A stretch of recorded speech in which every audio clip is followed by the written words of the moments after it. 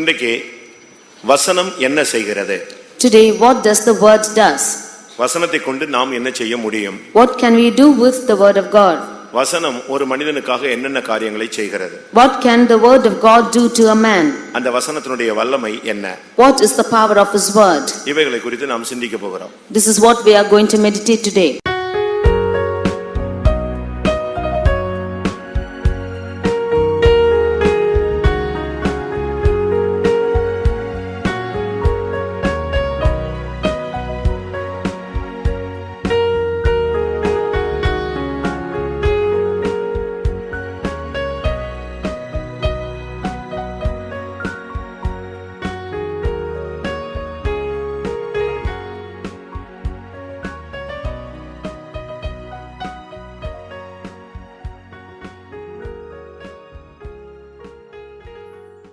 கர்த்தருடைய பரிசுத்த நாமத்துக்கு மகிமை உண்டாவதாக. Glory be to the holy name of God.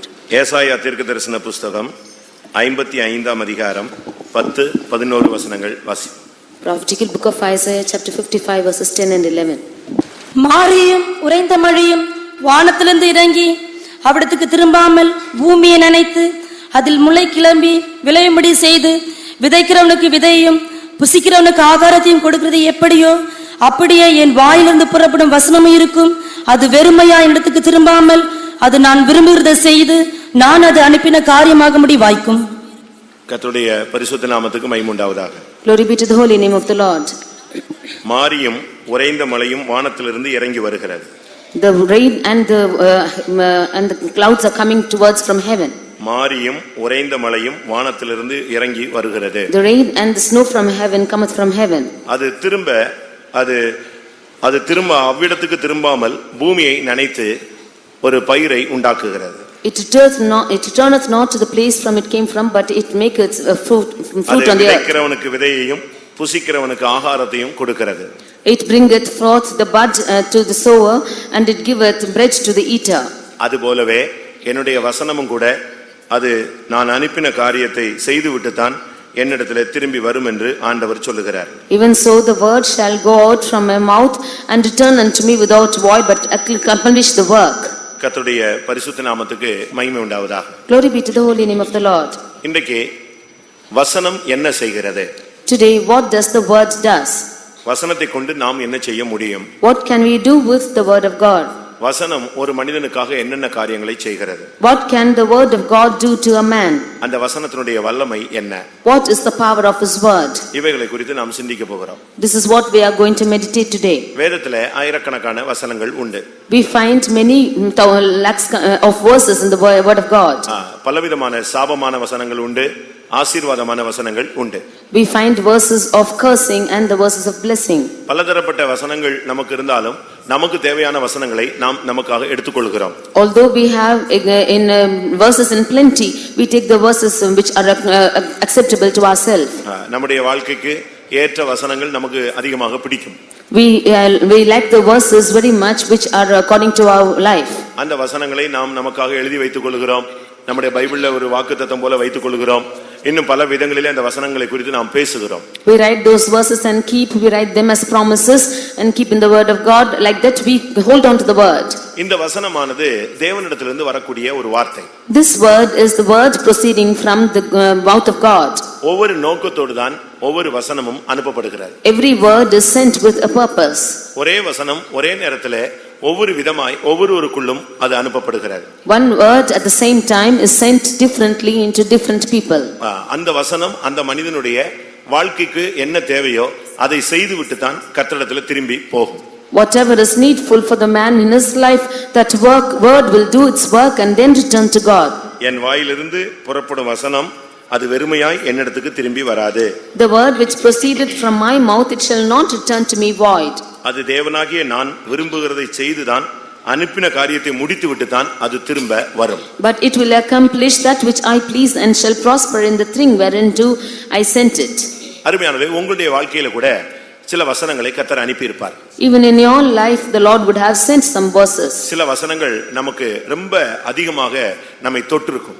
Some verses would have touched us to a great extent. வசனத்தை குறித்து அதிகமாக பேசினது தாவீதுதான். Most times David spoke about these words. அவன் சொல்லுகிறான், சில வசனங்கள் என்னை நம்ப பண்ணின வசனங்கள் என்று சொல்லுகிறான். Some verses he says that it made him to believe. 119 சங்கீதம் 49 வசனத்திலே நீர் என்னை நம்ப பண்ணின வசனம் என்று அவன் சொல்லுகிறான். 119 Psalm 149th verse he says that the word which thou madest me to believe. இந்த சுவர்களிலே சில இடங்களில் வசனங்களை எழுதி போடுகிறார்கள்.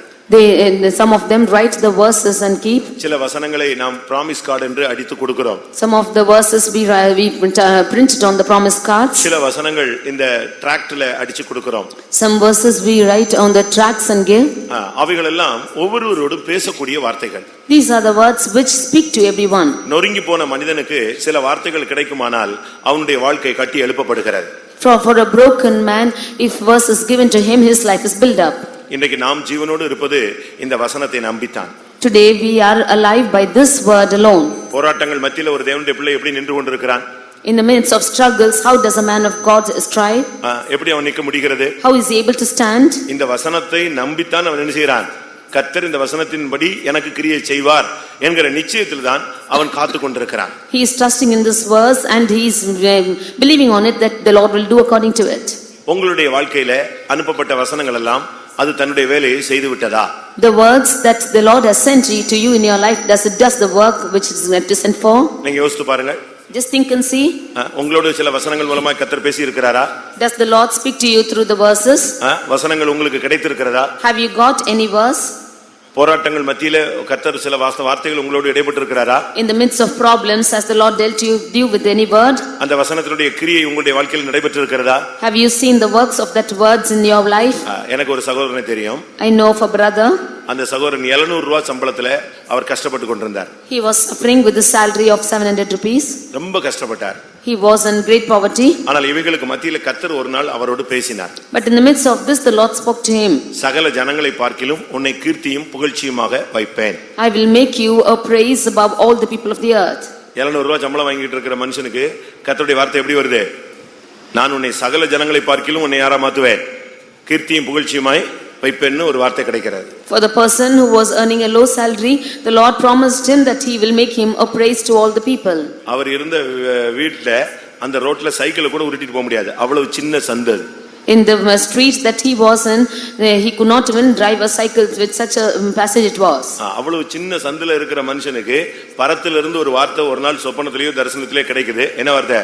சகல ஜனங்களை பார்க்கலாம் நான் உன்னை எப்படி வைக்க போகிறேன்? கீர்த்தியும் புகழ்ச்சியுமாய் வைப்பேன். For a person who is in such a standard, the Lord promised him saying, I will make you a praise above all the people of this earth. ஒரு கம்பெனில அவர் ஏஜென்ட்டாக வேலை செய்கிறார். He is working in a company. ஒரு கம்பெனில ஏஜென்ட்டாக அவர் அங்க ஒவ்வொரு இடத்துலயும் போய் பணத்தை வசூல் பண்ணிட்டு வர்ற வேலை. He was given a work of an agent in a company to gather money. இப்படி தான் அவர் வேலை செய்து கொண்டிருந்தார். He was like this working. முதல்ல ஆர்டர் எடுத்துட்டு வரணும், திருப்பி அதுக்கு சப்ளை பண்ணணும், திருப்பி போய் அத பணத்தை வசூல் பண்ணிட்டு வரணும். Firstly he has to take the orders, then go and supply and then collect the money. இப்படி தான் அவருடைய வாழ்க்கை போய் கொண்டிருந்தது. This is how his life was going on. ஆனா கர்த்தர் என்ன செய்தார்? But what did the Lord do? ஒரு நாள் இந்த வசனத்தை அவருக்கு கொடுத்தார். One day the Lord promised him this. இந்த வசனம் கிடைச்ச பிறகு after he got this verse, வாழ்க்கை அப்படியே மாற்றப்படுகிறது. There was a change in his life. ஏனென்றால் இந்த வசனம் தான் அனுப்பின வேலையை என்ன செய்கிறது? செய்ய ஆரம்பிக்கிறார். Because this verse is sent to do the work which is sent for. ஒரு சாதாரண விதையை மண்ணுக்குள்ள போடுறோம். அது நம்ம அது பிறகு தோண்டி கிண்டில பார்க்கிறது இல்ல. அது இந்த மண்ணோடு ஈரத்துல மக்கி போய் விடுகிறது. We plant a seed and we are not seeing what is happening to it, but it is getting along and it is vanishing away in the soil. ஆனா என்ன செய்கிறது? அந்த மக்கி போன விதைக்குள்ள இருந்து ஒரு முளை என்ன செய்கிறது? கிளம்புகிறது. But from that seed which is withered, another branch is spreading out. அது போலவே தான் இந்த வசனம் அனுப்பப்பட்டால் ஒன்றுமில்லாதது போல தோன்றும், ஆனால் அது ஒரு நாள் முளைக்க ஆரம்பிக்கும், கிரியை செய்ய ஆரம்பிக்கும். Like this, the word when it is sent, it is seem like it is nothing, but one day it will do its work. இந்த வசனம் கிடைத்த பிறகு after he got this verse, ஒரு நாள் நம்ம பெரிய பாஸ்டர் அவரை கூப்பிடுறாரு. one day our big pastor called him. நீ இப்படியே வேலை செஞ்சிட்டு இருக்க வேண்டாம், நீயே ஆர்டர் எடுத்து நீயே சப்ளை பண்ணி நீ தனியாக செய்யின்னு சொல்லி கொஞ்சம் காசு கொடுக்கிறார். You should not do this work anymore, but hereafter you will have to take your orders by yourself and do this business thing. So he gave him some money. இப்ப கம்பெனிக்காக ஆர்டர் எடுக்காம இப்ப தனக்காக ஆர்டர் எடுக்கிறாரு, தானா supply பண்றாரு, தானா போய் என்ன செய்யறாரு? வசூல் பண்றாரு. Now he did not ask the orders for the company, but he placed the orders for himself and supplied them and gathered the money. ஒரே மாசத்துல அதிகமான பணம் கிடைத்தது. In 1 month itself he gained a lot. கொஞ்ச நாள்ல இவர் தனியாக பிசினஸை தொடங்கினார். For after some days he started his own business. கொஞ்ச நாள் ஆர்டர் எடுத்து செஞ்சிட்டு வேற கம்பெனில கொடுத்து அடிச்சு கிடிச்சுலாம் ஏற்பாடு பண்ணி சப்ளை பண்ணவர் கொஞ்ச நாள்ல மிஷின்கள் வாங்க ஆரம்பித்தார். For some days he was giving his orders to from other companies and he was doing his business, but then he got his own machine. நான் அந்த கம்பெனிக்கு போகும்போது When I went to that company, நான் அந்த இடத்துக்கு transfer ஆகி போயிட்டு அந்த கம்பெனியை விசிட் பண்றேன். when I went transferred to that place, I visited his company அந்த கம்பெனில ஒரு வசனம். and there was a verse there. ஒரே ஒரு வசனம் தான். Only one verse. என்ன வசனம்? What was it? சகல ஜனங்களை பார்க்கிலும் உன்னை கீர்த்தியும் புகழ்ச்சியுமாய் வைப்பேன்ங்கிறது அந்த கம்பெனில மெயின் இடத்துல மாட்டி வச்சிருந்துச்சு. In that main portion of that company it was hung this verse, I will make you a praise above all the people of this earth. எப்படி இருக்குன்னு பாருங்க. See how it is. இந்த ஒரு வசனம் மட்டும் எழுதி போட்டுருக்கே, வேற ஒண்ணுமே இல்லைன்னா இதுதான் என்னோட பேசின வார்த்தை. In this verse is there and nothing else means this is the verse which was spoken to me. அந்த வார்த்தை என்ன செஞ்சிட்டு இருக்கு? என்னை கீர்த்தியும் புகழ்ச்சியுமாய் உயர்த்தி கொண்டே வருகிறது. And this verse is making me a praise above all the people. இன்னைக்கு கோடிக்கணக்கான ஒரு அனுபவத்துக்கு ஒரு சொந்தக்காரராக கர்த்தர் மாற்றி இருக்கிறார். Now the Lord has made him an owner of many crores today. உங்களுக்கு ஏதாவது வசனம் கிடைச்சிருக்கா? Have any of you got this verse? அந்த வசனம் உங்களுக்கு கிடைச்சிருச்சுன்னா அந்த வசனத்தை நீங்க ஜீவ வசனத்தை என்ன செய்யணும்? இருக பிடிச்சுக்கணும். If you have got this verse, then you will have to hold on this verse as a living word. பிலிப்பியர் 2ஆம் அதிகாரத்தில் சொல்லி இருக்கிறது, ஜீவ வசனத்தை பிடித்துக்கொண்டு சுடர்களைப் போல நீங்கள் பிரகாசிக்கிற நீங்கள் என்று சொல்லப்பட்டிருக்கிறது. In Philippians 2nd chapter it is said that you who are holding on to the living word of God. ஒரு தேவனுடைய பிள்ளை ஜீவ வசனத்தை பிடித்துக்கொள்ள வேண்டும். A child of God should hold on to the living word. அப்படி நீங்கள் பிடித்துக்கொண்டால் நீங்கள் சுடர்களைப் போல பிரகாசிக்கலாம். If so you can shine out like stars. கர்த்தருடைய பரிசுத்த நாமத்துக்கு மகிமை உண்டாவதாக. Glory be to the holy name of the Lord. இந்த வசனத்துக்கு அழிவே கிடையாது. There is no limits for this verse. இந்த உலகத்துல காண்கிறதெல்லாம் அழிந்து போகும். Whatever you see on this earth will perish. ஆனால் இந்த வசனத்துக்கு மாத்திரம் அழிவே கிடையாது. But there is no perishing thing for this verse. இந்த வசனத்தை பெற்றவர்கள் அழிந்து போகலாம், ஆனால் இந்த வசனம் ஒருபோதும் அழிவை சந்திக்காது. But those who have seen this verse will go away, but the verse will never fail. நீங்கள் உங்களுக்கு இந்த வசனத்தினுடைய செயலை இன்னைக்கு நீங்கள் சரியான விதத்தில் விளங்கிக் கொண்டு உங்களுடைய விசுவாசத்தை நீங்கள் கட்டி எழுப்ப வேண்டும். You will have to know the right works of this verse and you will have to build up your lives. முதலாம் பேதுரு 1ஆம் அதிகாரம் 23ஆம் வசனத்துல இந்த வசனத்துக்கு பெயர் அழிவில்லாத வித்து என்று சொல்லப்பட்டிருக்கிறது. First Peter 1st chapter verse 23 we see that this is the incorruptible word of God. அதுக்கு அழிவே கிடையாது. It has no corruption at all. மனுஷனுக்குள்ள இருக்கிறதான ஜீன்களுக்கு எப்படி அழிவு கிடையாதோ, ஆத்துமாவுக்கு அழிவு கிடையாதோ, அதுபோல இந்த வசனங்களுக்கும் அழிவு கிடையாது. As the life and soul is incorruptible in man, so is the word is also incorruptible. இந்த அழிவில்லாத வித்து ஒரு மனிதனை அழிவில்லாதவனாய் மாற்றுகிறது. This incorruptible seed is making man also incorruptible. அதனால தான் முதலாம் கொரிந்தியர் 15ஆம் அதிகாரத்தில் பார்க்கும் பொழுது அழிவுள்ளதாகிய இது அழியாமையை பெற்றுக்கொள்ளுகிறது என்று நம்முடைய சரீரத்தை குறித்து சொல்லி இருக்கிறது. Therefore in 1 Corinthians 15 chapter we see that this corruptible is must put on incorruption. எப்படி மண்ணான இந்த சரீரம் அழிவில்லாத அழியாமையை பெற்றுக்கொள்ள முடியும்? How does this earthly body put on incorruptible body? இந்த வசனம் தான் அது அந்த சரீரத்தை அழியாமை உள்ளதாய் மாற்றிக்கொண்டே வருகிறது. It is this word that is making this body incorruptible. இந்த வசனத்தினுடைய செயல்கள் சில காரியங்களை நான் உங்களுக்கு முன்பாக வைக்கிறேன். I keep the works of this word before you. இந்த வசனத்தினுடைய முக்கியமான ஏன் நமக்குள்ளே இந்த வசனத்தை தேவன் அனுப்புகிறார்? Why does the Lord send this verse in us? யாக்கோபு James 1ஆம் அதிகாரம் chapter 1 18ஆம் வசனம் verse 18. கொஞ்சம் அவர் சித்தம் கொண்டு தம்முடைய சிருஷ்டிகளில் நாம் முதற் பலனாவதற்கு நம்மை சத்திய வசனத்தினாலே ஜெனிப்பித்தார். நாம் சிருஷ்டிகளில் முதற் பலனாய் மாறும்படியாக கர்த்தர் வசனத்தை நமக்குள்ளே அனுப்பித்தார். He sent his word of truth that we should be the kind of first fruits of his இந்த creatures. வசனத்தினுடைய முக்கியமான செயல் ஒரு சாதாரண மண்ணான மனுஷனை அவனை சபையிலே முதற் பலனாய் மாற்றுவது. The important work of this word is for an ordinary man to make him the first fruits of his creatures. இந்த சபையில நாம் ஒரு விசுவாசிகளாய் ஊழியர்களாய் மாறுவது முக்கியமல்ல. It is not an important thing that we become a believer or a worker of the church. இந்த சபையிலே நாம் முதற் பலன்களாய் மாற வேண்டியது அவசியம். It is needful that we become the first fruits of this church. ஒரு மனிதன் சபையில முதற் பலனாய் மாறினால் அவன்தான் அந்த சபைக்கு தூணாக இருப்பான். If a man becomes the first fruits of this church, he will become the pillar of the church. இந்த சபைக்கு நம்மில் எத்தனை பேர் தூண்களாக இருக்கிறோம்? How many of us are pillars of this church? இந்த சபையில விசுவாசத்திலே எத்தனை பேர் நின்று கொண்டிருக்கிறோம்? How many of us are standing in faith in this church? இதுவரை பிரதிஷ்டையை காத்துக்கொண்டவர்கள் எத்தனை பேர்? How many of you have kept your consecration? கிறிஸ்துவின் அன்பை விட்டு பிரியாமல் நின்று கொண்டிருக்கிறவர்கள் எத்தனை பேர்? How many of them are not departing from the love of Christ? இந்த வசனத்தினுடைய சத்திய வசனத்தினுடைய வேலை என்ன தெரியுமா? ஒரு மனிதனை சிருஷ்டிகளில் முதற் பலன்களாய் மாற்றுவது. The work of the word of truth is to make any man as the first fruits of his creatures. எல்லா மனிதனுக்கும் வசனத்தை கர்த்தர் கொடுக்கிறார். For all of them the word is given. ஆனால் எல்லாரும் முதற் பலன்களாய் தங்களை மாற்றிக் கொள்கிறார்களா? But are all made as the first fruits? வசனத்தை நீங்க அப்படியே கேட்ச் பண்ணணும். You should hold on to the word of God just like it. வசனத்தை நீங்க உங்களுடைய வாழ்க்கையில அனுபவமாய் மாற்றணும். You should make the word as a practice in your life. வசனம் உங்களுக்குள்ளே ஆளுகை செய்ய இடம் கொடுக்க வேண்டும். You should allow the word of God to reign in your life. அது உன்னுடைய வாழ்வை முதற் பலனாய் மாற்றும். It will change your life as the first fruit. ஆண்டவருடைய வார்த்தை சிருஷ்டிக்கக்கூடிய சக்தி உள்ளது. The word of God has the power to create. உலகங்கள் உண்டாக கடவுது என்று சொன்னார். அந்த வார்த்தையினாலே உலகங்கள் உண்டானது. When the Lord said the earth shall be made and the world was created. அந்த சிருஷ்டிக்கும் தன்மையை நமக்குள்ள கொண்டு வரும் பொழுது நாம் சிருஷ்டிகளில் முதற் பலனாய் மாறுகிறோம். When we bring in the character of formation in us, then we are becoming the first fruits of the creatures. நான் ஆசிரியத்திலே விசுவாசிகள் தேவையில்லை, விசுவாசிகளில் முதற் பலன்கள் நமக்கு தேவை. We do not want the believers of Nazareth, but we want the first fruits of the believers. அந்த முதற் பலன்களில் முதற் பலன்கள் ஊழியர்கள் என்று அழைக்கப்படுகிறார்கள். The first fruits of the first fruits are called the servants of God. அப்ப முதற் பலன் இருந்தாதான் சபையில என்ன உண்டாகும்? முதற் பலன்களிலே எது எடுக்க முடியும்? முதற் பலனை எடுக்க முடியும். Only when there are first fruits in the church, there will be first fruits of the first fruits. அப்ப ஒரு சபையில ஊழியத்துக்கு ஆள் வரல அப்படின்னா அந்த சபையில முதற் பலன் இல்ல. இருந்தா அதுல ஒரு முதற் பலனை கர்த்தர் செஞ்சிருப்பார், வெளியே கொண்டு வந்து காண்பித்திருப்பார். If there is no first fruit in the church, then there will be no servant of God which is rising.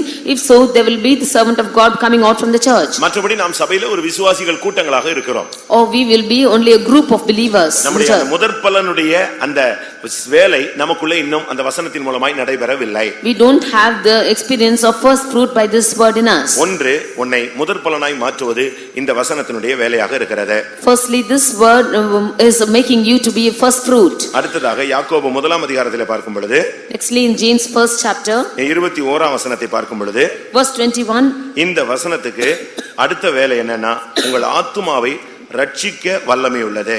this word is able to save your soul. ஒன்று, உன்னை முதற் பலனாய் மாற்றுவது.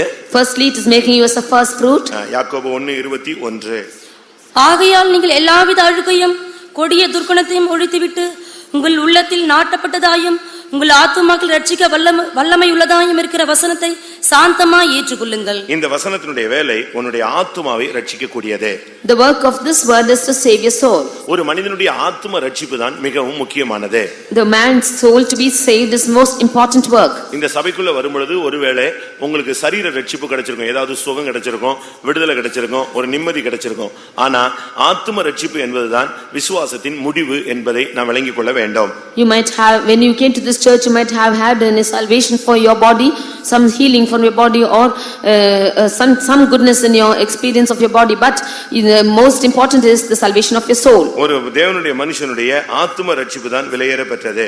The salvation of the soul is most important in the man of God. இந்த வசனத்தினுடைய ஒரு பூர்ணமான வேலை வரும் பொழுது நமக்குள்ளே ஆத்தும ரட்சிக்கப்படுகிறது. When the perfect work of this word comes in us, then our soul is saved. ஆத்தும ரட்சிப்பு நமக்குள்ள நடைபெறுகிறது என்பதை எப்படி கண்டுபிடிக்க முடியும்? How do we find out that the soul is saved? உங்களுடைய ஜீவியத்திலே கொடிய துர்க்குணங்கள் எல்லாம் மாறிக்கொண்டே வரும். All the bad characters in your life will be changed. உன்னுடைய ஜீவியத்தில் உள்ள இந்த அழுக்கெல்லாம் உன்னை விட்டு நீங்கிக் கொண்டே வரும். All the filth in your life will be removed. நல்லா புரிஞ்சுக்கொள்ள வேண்டும். நீங்கள் You should understand this well. நீங்கள் எல்லாவித அழுக்கையும் கொடிய துர்க்குணத்தையும் ஒழித்துவிட்டு என்று சொல்லி இருக்கிறது. The evil natures and the filth which is in you, you should put out. இந்த அழுக்கு என்றால் என்ன? What is this filthiness? ஒரு தீர்க்கதரிசி என்ன சொல்லுகிறான்? What does a prophet say about this? எங்களுடைய நீதிகள் எல்லாம் அழுக்கான கந்தைகள். All our righteousness are as filthy rags. இந்த வசனத்தை நமக்குள்ள கொண்டு வரும் பொழுது இந்த வசனம் நம்முடைய சுயநீதியை உடைத்து விடுகிறது. When we bring this verse in us, this verse is breaking our self righteousness. நம்முடைய நமக்குன்னு ஒவ்வொருத்தருக்கும் ஒவ்வொரு பிரின்சிபல், ஒரு பாலிசி வச்சிருக்கிறோம். We all have a principle and policy for us. நான் இப்படி தான் இருப்பேன், I will be like this only. நான் இப்படித்தான் பேசுவேன், I will speak like this. என்னை மாத்த முடியாது, You cannot change me. நான் இப்படி இருப்பேன், நீ இப்படி இருந்தா இரு, இல்லனா போ அப்படிலாம் நம்ம பேசுவோம். I will be like this, if you be like this, you be or go away. இதெல்லாம் சுயநீதிகள். These are all self-righteousness. இந்த சுயநீதியை வேதம் சொல்லுகிறது அழுக்கான கந்தைகள் என்று சொல்லுகிறார். This self-righteousness, the word of God speaks as filthiness. இந்த அழுக்க நீ நீக்க வேண்டியது அவசியம். It is needed for you to remove this இந்த filthiness. வசனம் உள்ள வந்தாதான் இந்த அழுக்கு என்ன செய்யும், உன்னை விட்டு சுயத்தை கர்த்தர் உடைக்கிறது தான் இந்த வசனத்தினுடைய வேலை. When this word comes into you, this righteousness or the self-righteousness is broken. இந்த வசனத்துக்கு உங்களுடைய வாழ்க்கையில இடம் கொடுத்து நீங்க பழகினீங்கன்னா உங்களுடைய ஜீவிதத்தில் இருக்கிற கொடிய துர்க்குணத்தை கர்த்தர் மாற்றிக்கொண்டே வருவார். When you give room for the word of God to work in you, then the Lord is making you to get out of your naughtiness. ஒன்று சபையிலே உன்னை முதற்பலனாய் உருவாக்குவது. First thing is making you as first fruit in the church. இரண்டாவது உன்னுடைய ஜீவிதத்தில் உள்ள அழுக்கையும் துர்க்குணத்தையும் ஒழித்துவிட்டு உன்னுடைய ஆத்துமாவை இந்த வசனம் ரட்சிக்கிறது. Secondly, removing all the filthiness and naughtiness in your life and saving your soul. மூன்றாவதாக, thirdly, எபிரேயருக்கு எழுதின நிருபம் 1 அதிகாரம் 3 வசனத்தின்படி Hebrews chapter 1 verse 3. அங்க என்ன சொல்லப்பட்டிருக்கிறது? What is it told here?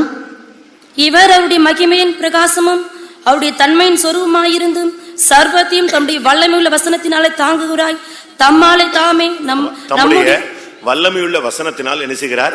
தாங்குகிறார். He is upholding all things by the word of his power. இந்த வசனம் உன்னை தாங்க ஆரம்பிக்கும். This word will hold you. போராட்டங்கள் மத்தியிலே, in the midst of your troubles, உன்னுடைய தடுமாற்றங்கள் மத்தியிலே, in the midst of your tribulations, நீ அசைக்கப்படக்கூடிய காலங்களிலே, at the times when you are shaken, நிலை நிற்க முடியாமல் தடுமாறுகிற நேரங்களிலே, at the times when you are staggering without able to stand, ஒரு வசனம் கிடைச்சதுனா உன்னை அது அப்படியே தாங்கி விடும். If one word is given to you, then it will hold you like that. அதனால தான் இந்த தீர்க்கதரிசிகள் எல்லாம் நீங்க தீர்க்க தரிசனத்தை கரெக்ட் நேரத்துல கரெக்ட்டான வார்த்தையை கரெக்ட்டா பேசணும் அந்த இடத்துல. That is what the prophecies has to speak the right word at the right time in the right place. அந்த கரெக்ட் சரியான வசனத்தை நீ சரியான நேரத்துல பேசணும். You will have to speak the right word in the right place. இளைப்படைந்தவனுக்கு சமயத்துக்கேற்ற வார்த்தை சொல்ல கர்த்தர் எனக்கு கல்விமானின் நாவை தந்தருளினார். The Lord has given me the word of the tongue of the learned, that I might speak to the weary soul. கரெக்ட்டான வார்த்தை அந்த நேரத்துல நீங்க சொல்லணும். You can speak the right word to him. அந்த வசனம் நீங்க ஒரு வார்த்தை சரியா சொல்லிட்டீங்கன்னா அந்த வார்த்தை ஒரு மனுஷனுடைய வாழ்க்கையை அப்படி மாற்றி விடும். If you speak the right word at the right time, then it will change the whole life. இந்த வசனம் தடுமாறுகிற மனிதனை வானங்களையே பூமிகளையே எல்லாவற்றையும் தாங்கக்கூடிய சக்தி உள்ளது. This word is able to hold all the heavens and the earth and is able to hold the man. நம்முடைய வல்லமையுள்ள வசனத்தினால் சகலத்தையும் அவர் என்ன செய்கிறார்? தாங்குகிறார். உன்னை தாங்க மாட்டாரா? By his powerful word he is holding everything. Will he not uphold you? உன்னுடைய பிரச்சனையில உன்னை தாங்கி சுமந்து ஏந்தி கொண்டு வர மாட்டாரா? In your problems will he not uphold you and carry you along? ஆண்டவருடைய வசனத்துக்கு அவ்வளவு சக்தி இல்லையா?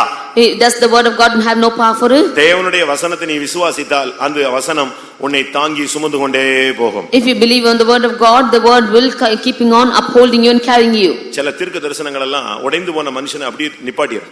Some prophecies have made man stable when he is broken. ஒரு சில வார்த்தைகள் சில வசனங்கள் எல்லாம் அப்படியே டைரக்டா பேசும். Certain verses speak to you directly. சில வசனங்கள் ஒரு மனிதனை அப்படியே ஆறுதல் படுத்தி விடும். Certain verses will comfort a man like that. சில வசனங்கள் ஒரு மனுஷனை அப்படியே நொறுக்கி உடைச்சி அவனை அப்படியே சிலுவை பக்கம் கொண்டு போய் உட்கார வச்சிரும். Certain verses will make him to be broken and make him to a lower state. இந்த வருத்தப்பட்டு பாரம் சுமக்கிறவர்கள்னு சொல்றாங்களே அந்த வசனம் எவ்வளவு பேருடைய லைஃப் நெஞ்சிருக்கு, டச் பண்ணிருக்கு. This verse which we say, come unto me all ye that labor and are heavy laden, has touched many of them. ஹாஸ்பிடல்ல இன்னும் இத்தனை மணி நேரத்துல செத்து போயிடுவான் அப்படின்னு சொல்லி நாங்க ட்ரீட்மெண்டே கொடுக்க மாட்டோம்னு ஒரு மனுஷனை படுக்க வச்சிட்டாங்க.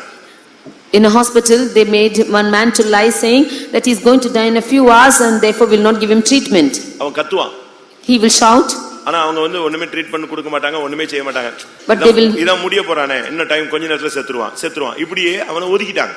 But they will give him no treatment because he is going to die in a few hours. எப்படி இருக்குன்னு பாருங்க. Just think and see how it is. அந்த வேதனையில கத்தும்போது அந்த நர்ஸ் பார்த்துட்டு யார் கத்துறான்னு பாப்பாங்க. இது போயிடும், அப்போ கொஞ்ச நேரம் கத்திட்டு இருப்பான் அப்படினு போயிடுவாங்க. When he is shouting in pain, that nurse will come and see and say he is going to pass away in some time and therefore let him go. Madurai ஜிஹெச்ல நடந்த சம்பவம் இது. It's a thing which happened in his life. Madurai ஜிஹெச்ல நடந்த சம்பவம். This happened in Madurai GH. எப்படி இருக்குன்னு பாருங்க. See what happens. இப்படி இருக்கும்போது ஒரு ஆள் ஒரு ட்ராக்ட் கொடுத்துட்டு போனார். At this time person came and gave him a tract. என்னிடத்தில் வாருங்கள் நான் உங்களுக்கு இளைப்பாறுதல் தருவேன். Come unto me and I will give you rest. இந்த வசனத்தை அந்த பட்டிக்காட்டு ஆளுக்கு படிச்சு காட்டின உடனே அவனுக்கு அந்த வசனத்தின் மேல ஒரு பெரிய நம்பிக்கை உண்டாயிருச்சு. When this verse was read to that person, he had a great hope on this verse. அப்படினா இந்த வசனம் உண்டுன்னு சொன்னா எனக்கு இளைப்பாறுதல் வேணும்னு கேட்டான். If this verse is true, then I should have rest. அவங்க பிள்ளைங்க வந்து பார்க்க வந்த உடனே இந்த டாக்டர் நர்ஸ் எல்லாம் சொன்னாங்க, நீங்க சாவுக்கு எல்லாத்தையும் என்ன செஞ்சிருங்க, சொந்தக்காரங்களுக்கு சொல்லிருங்க, பெட்டிக்கெல்லாம் எல்லாம் ரெடி பண்ணிருங்க, இத்தனை மணிக்குள்ள இறந்துருவாருன்னு சொன்னாங்க. When his children and relatives came, the doctor said that you can make arrangement for his funeral and for the boxes that he is going to die in a few hours. அவங்க பிள்ளைங்க எல்லாம் வீட்ல போய் எல்லாம் ready பண்ணி பந்தல்லாம் போட்டானுங்க. And his children went and made ready for the pandal and all. ஆனா இப்போ இங்க வசனம் என்ன செய்யுது, வேலை செய்ய ஆரம்பிக்குது. But now is the verse beginning to work in him. இவனா இயேசுவை தேட ஆரம்பிக்கிறான். He is working, in him is working the verse. இவனுக்குள்ள அந்த வேலை செய்து இவனா இப்ப தேவனை தேட ஆரம்பிக்கிறான். In him the word started to work and he is starting to seek God. இப்ப ஆண்டவரும் இந்த வசனமும் இவனோட வாழ்க்கையோட என்ன செய்ய ஆரம்பிச்சிருச்சு, செயல்பட போராட ஆரம்பிக்கிறார். Now God and the verse is totally striving with him. கொஞ்ச நேரத்துல ஆண்டவருடைய வல்லமை அந்த சரீரத்துல அவன் உணர்கிறான். After some time he began to feel the power of God. இப்ப அந்த வலி இல்ல. Now he has no pain. அந்த வேதனை இல்ல. He in the midst of his pain. இப்ப கொஞ்சம் கொஞ்சமா அந்த விடுதலையை உணர ஆரம்பிக்கிறான். He began to see the deliverance in himself. இப்பொழுது ஒரு பூரண விடுதலையை அந்த படுக்கையிலேயே அவன் உணர ஆரம்பித்தான். In that sick bed he started to see the perfect deliverance. இப்ப அடுத்த பயம் வந்துருச்சு. Now the next fear came. இப்போ இந்த டாக்டர்ஸா பார்த்து என்னத்தையா மருந்து கொடுத்து கொன்றுவானுங்களோன்னு ஒரு பயம் வந்துருச்சு. He feared lest the doctors will give him some medicine and make him to die. நம்ம கத்துறதுனால நம்ம கூப்பிடுறதுனால ஏதாவது பண்ணிடுவாங்களோன்னு இவனுக்கு பயம் வந்துருச்சு. Because he is shouting and crying out, he feared that the doctors will kill him. அந்த டிராக்ட் மட்டும் கையில இருக்கு. He had the tract in his hand. பையங்க இல்ல, எல்லாரும் போய்ட்டான் பெட்டி ரெடி பண்ணதுக்கு. His sons also went to make ready for the box. இப்போ என்ன பண்றது? Now what to do? இப்போ ஆண்டவர்ட்ட பேசினா ஆண்டவர் இவன்ட்ட பேசுறாரு, வசனம் மறுபடி பேசி இப்போ பூரண சுகம் கிடைச்சிருச்சு. Now he is speaking to God and God is speaking to him and the verse is speaking to him and he had perfect deliverance. இப்போ காலையில வந்து செக் பண்ணா வியாதி இருக்காது. எப்படி நம்ம செத்து போயிரோன்னு சொன்னவன் எப்படி உயிரோட வந்துட்டான்னு சொல்லி இவங்க ஏதாவது பண்ணிடுவாங்க, உனக்கு அடுத்த செக்கப் இருக்கு அது இதுன்னு சொல்லிடுவாங்கன்னு சொல்லிட்டு அப்படியே எந்திரிச்சு ஜீவிச்சு விட்டு நைட்டோ வெளியே வந்துட்டான். In the morning when the doctors come to check him, if they find him living, then they will kill him with some medicine. Thinking so, then he got out of the GH himself. கையில காசு கிடையாது. He had no money in his hand. வெளியே வந்து ஒரு ஆள்கிட்ட பிச்சை எடுத்த மாதிரி கொஞ்சம் காசு வாங்கினா. He went to beg from outside to a man. நான் ஊருக்கு போகணும்னு சொன்னா அவங்க ஏதோ கொஞ்சம் காசு கொடுத்தாங்க. He wanted to go to his native place and they gave him some money. அதிகாலையில தான் சொந்த ஊராகிய உசிலம்பட்டிக்கு போய் சேர்ந்துட்டான். Early in the morning he went and landed in Usilampati's own town. ஊருக்கு போய் சேர்ந்தா அங்க எல்லாம் என்ன பண்ணிட்டு இருக்காங்க, பந்தல் போட்டுட்டு இருக்காங்க. When he went to his place, he found them putting the pandal. கடைசில பார்த்தா இவர் உயிரோட அந்த இடத்துல போய் நின்னார். Finally he went alive to that place. ஒரு கன்வென்ஷன்ல இப்படி சாட்சி சொல்றான் அந்த ஆள். In one convention a person testified like this. Touch பண்ணது என்னது? What touched him? எந்த பாஸ்டரும் ஜெபிக்கல. No pastor prayed for him. பெரிய பிரசித்தி பெற்றவங்க எல்லாம் கை வைக்கல. No great admonishing people came and touched their hand, kept their hands. எந்த சபையாரும் போய் அவனுக்காக என்ன செய்யல, பிரேயர் பண்ணல. No people of the church went to pray for him. இந்த வருத்தப்பட்டு பாரு அந்த வசனம் என்ன செய்யுது, தன்னுடைய வேலையை செய்ய ஆரம்பிக்குது. The verse which is sent here is working for him.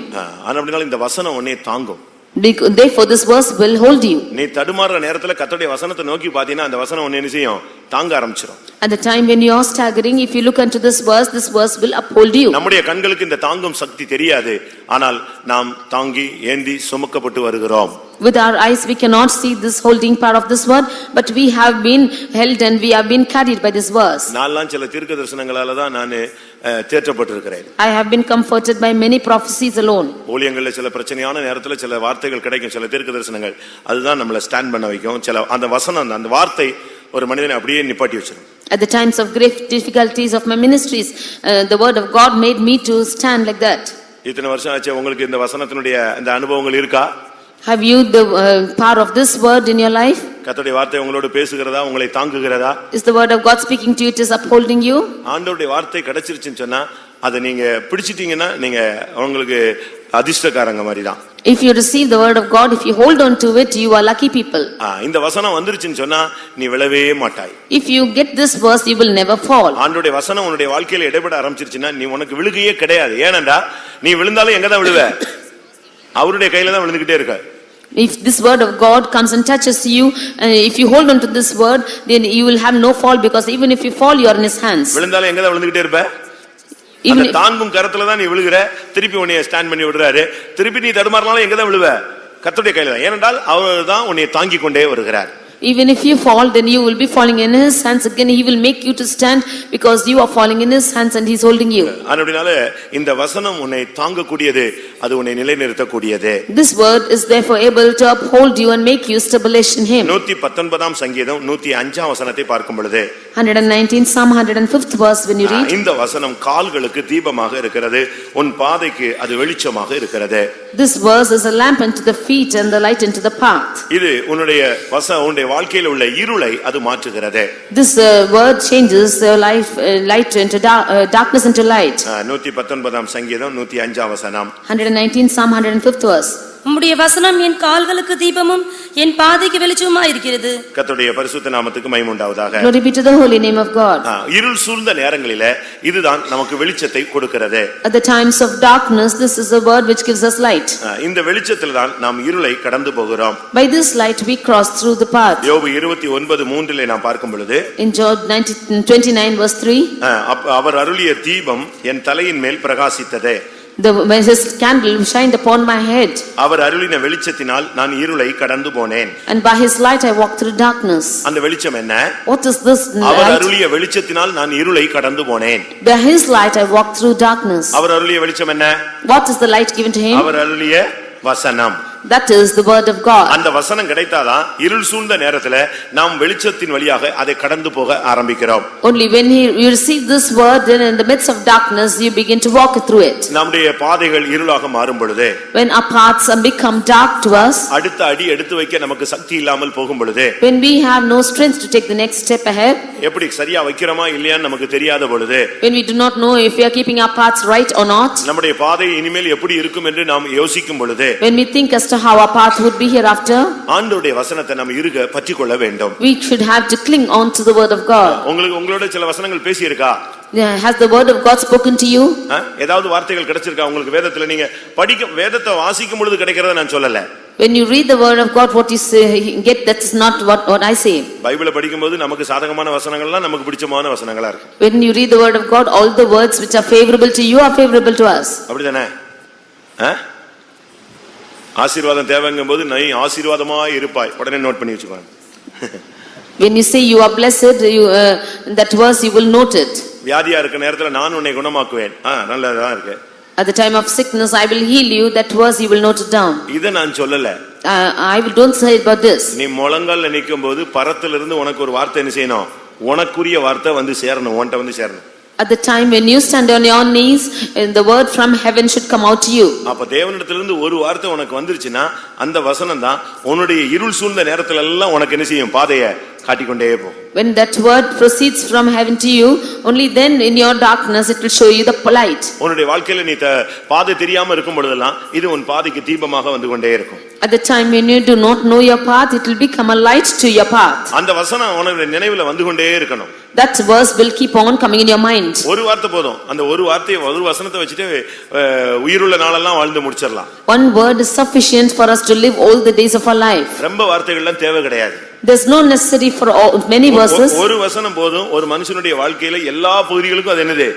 Use ஆகும்.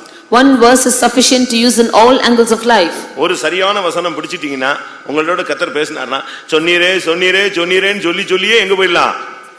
மகிமை வரைக்கும் போய் சேர்ந்துடலாம். If you have only one verse, then you can say that the Lord has promised you have promised me, and go on and to your glory. ஆபிரகாமுக்கு ஒரு வார்த்தை கிடைக்கு, உனக்கு நான் ஒரு குமாரனை தருவேன். Unto Abraham the Lord promised that I will give you a son.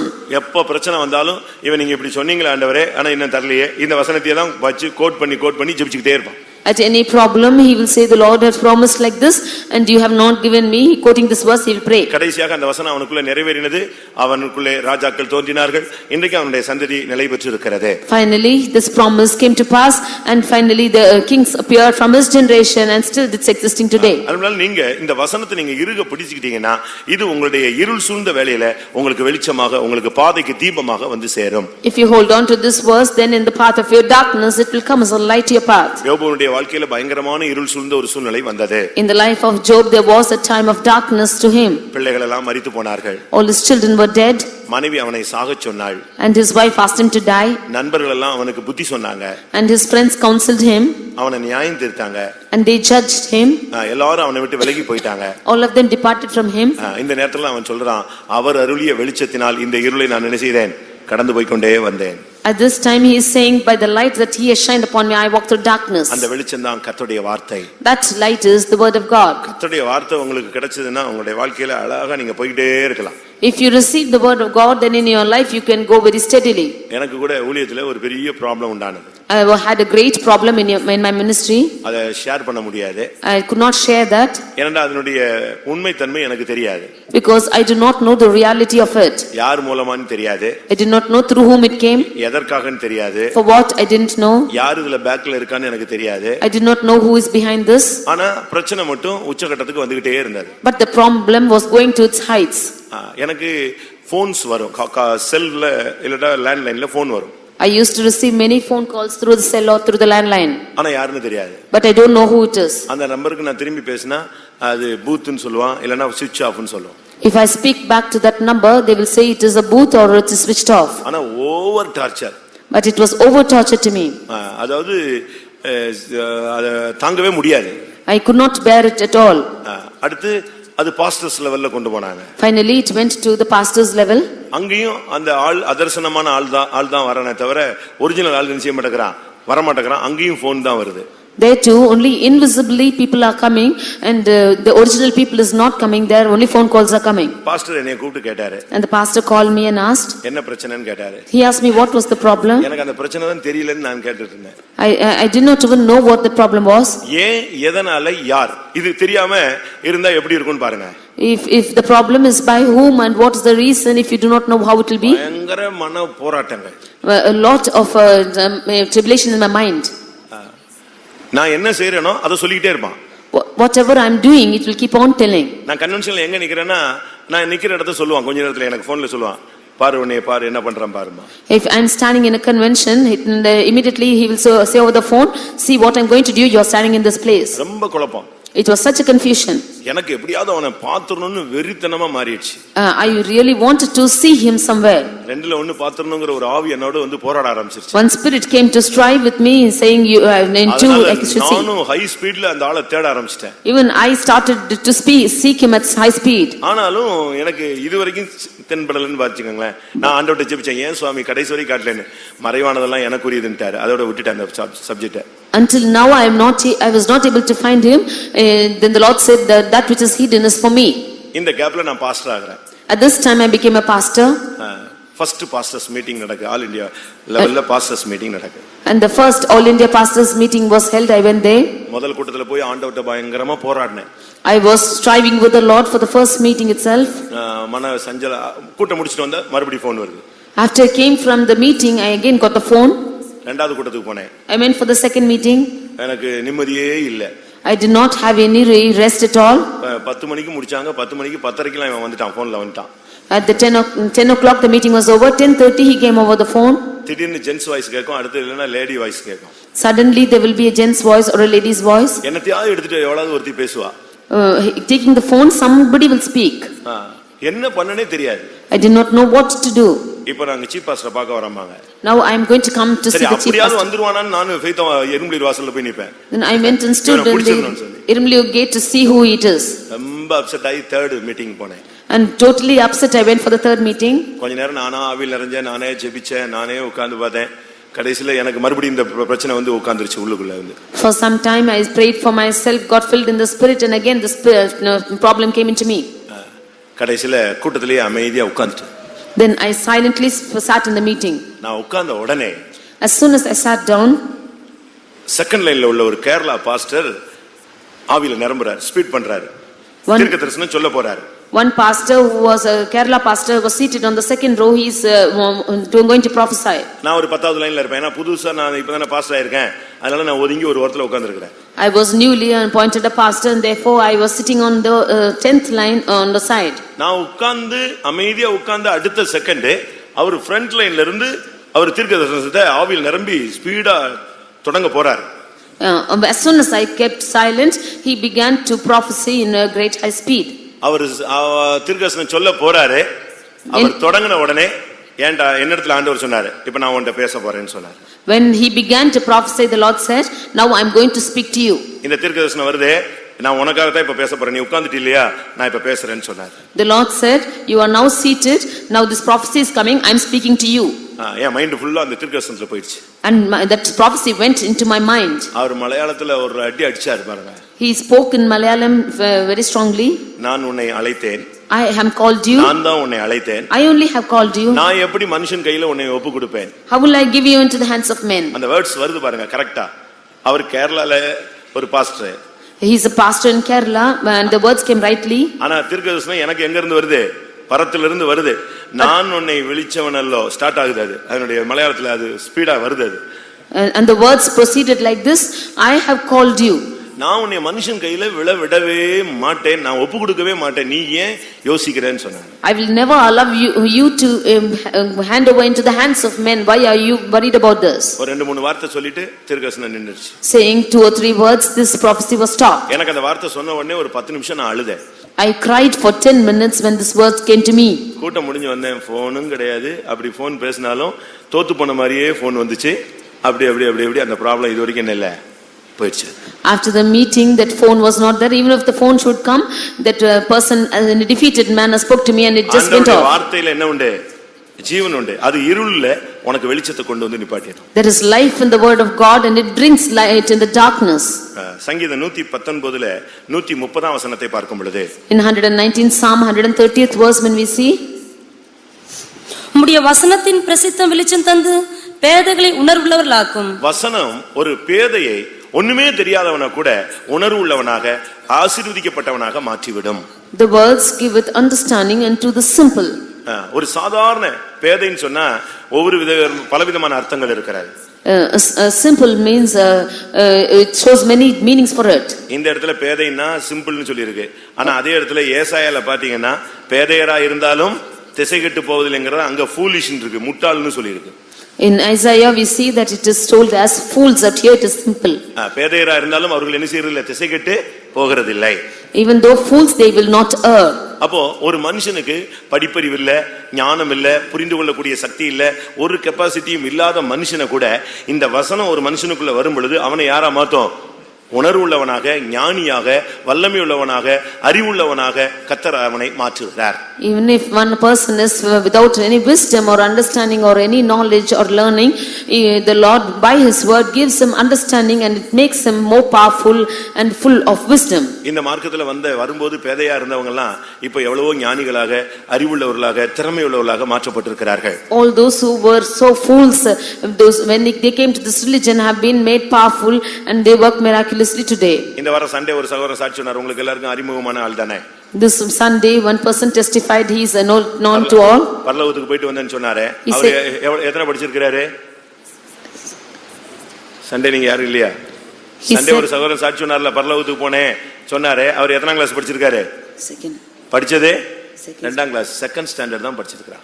One person he testified that he went to heaven and came, he only studied 2nd standard. ஆனா இந்த வசனம் அவனுடைய வாழ்க்கையில இன்னைக்கு யாரா மாத்தி இருக்கவனே ஞானியாக மாற்றி இருக்கிறார். But the word of God has made him a wise person. அதனால நீங்க படிப்பறிவு இல்லைன்னு சொல்லக்கூடாது, புரிஞ்சுக்கலன்னு இல்ல. வசனத்துக்கு நீ இடம் கொடுத்தீனா வாழ்க்கையவே அது என்ன செய்யும்?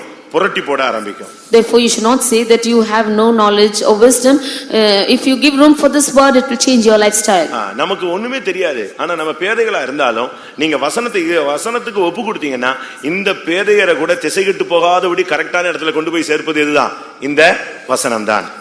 Although you be a fool, or even if you give room for this word, it will make you wise and make you go to the shore. ஒரு ஒண்ணுமில்லாத மனுஷன், படிப்பறிவு இல்லாத மனுஷன், பேதுரு எல்லாம் என்ன படிச்சாரு? What did Saint Peter learn? பேதுரு பத்தி பைபிள் என்ன சொல்லி இருக்கு? What is கல்லாதவன்.